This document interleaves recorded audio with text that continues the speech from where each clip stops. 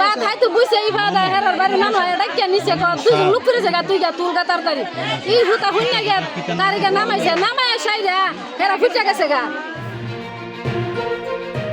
ব্রাহ্মণবাড়িয়া সরাইল উপজেলায় নির্মাণাধীন ভবনের সেপটিক ট্যাঙ্ক নির্মাণ কাজ করতে নেমে 4 শ্রমিকের মৃত্যু হয়েছে।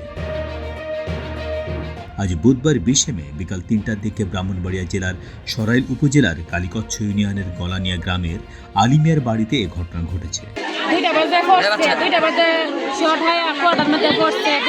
কিসের শর্ট খাইছে?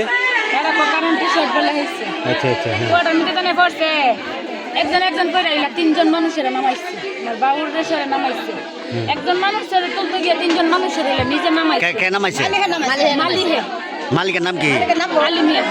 নিহতরা হলেন কালীকচ্ছ ইউনিয়নের গলানিয়া গ্রামের পশ্চিমপাড়া এলাকার মেহেদি 17, হৃদয় মিয়া 23 ও ইমাম হোসেন 30, ধরন্তী গ্রামের দৌলতল পাড়া এলাকার আরমান মিয়া 18। আমার স্বামী প্রথমে হেঁটে আইছে আর যে পড়ছে প্রথমে এ আমার কুল ভাই ও পড়ছে পরে আমার স্বামী ডাক্তার নিয়ে গেছে কিরে তোর ভাই ফিরে গেছে তুই যে পরে এখানে কি আরো ডাক্তার নিছে হাই তো বুঝতে পারে বাদ তো লেগে গেছে তোর ভাই ফিরে গেছে ওরা নিয়েছে ওরা নামাই দিয়ে তারা সরে গেছে ওরা আর ইয়ে করছে না ভাই করছে না। ব্রাহ্মণবাড়িয়া ফায়ার সার্ভিসের উপপরিচালক মোহাম্মদ ফারুক আহমেদ জানান, খবর পেয়ে ফায়ার সার্ভিস ঘটনাস্থলে গিয়ে মরদেহ উদ্ধার করেছে। ধারণা করা হচ্ছে সেপটিক ট্যাঙ্কে গ্যাস জমে এই ঘটনা ঘটে থাকতে পারে, তবে তদন্ত ছাড়া এখনই কোনো কিছু বলা যাচ্ছে না। 15:35 আমাদের সরাইল ফায়ার স্টেশনে সংবাদ যায় কালাকুচ্চা গলানিয়া ইউনিয়নে আলিমিয়ার বাড়ি। সেফটি ট্যাঙ্কিতে 4 জন লোক সেফটি ট্যাঙ্কিতে আছে। আমরা এই সংবাদ পেয়ে প্রথমে আমাদের একটা ইউনিট আসে, এরপরে আরেকটা ইউনিট আমাদের ব্রাহ্মণবাড়িয়া থেকে আসে।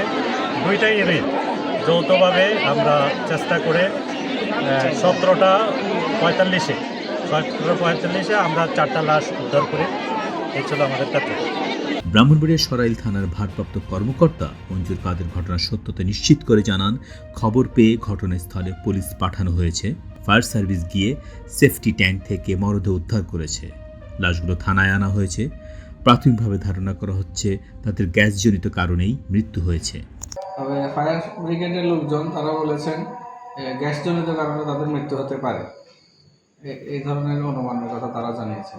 এবং যে 60 জন মধ্যে 2 জন নির্মাণ শ্রমিক আর 2 জন মধ্যে একজন হলো কারেন্টের মিস্ত্রি হৃদয় আর ইমান হোসেন। এই বিষয়টা আসলে আপনি কতটুকু জানতে পারেন যে তারা কিভাবে গেল? ওরা কিভাবে এটা আরো তদন্ত সাপেক্ষে জানা যাবে। আমরা তো তাৎক্ষণিকভাবে মৃত্যুর ঘটনা শুনে লাশ উদ্ধার এবং তাদের সুরতাল অন্যান্য আইনি কার্যক্রম করার জন্য তারা সেখানে কি পারপাসে গেছে এটা আর বিস্তারিত তদন্তের পরবর্তীতে জানা যাবে।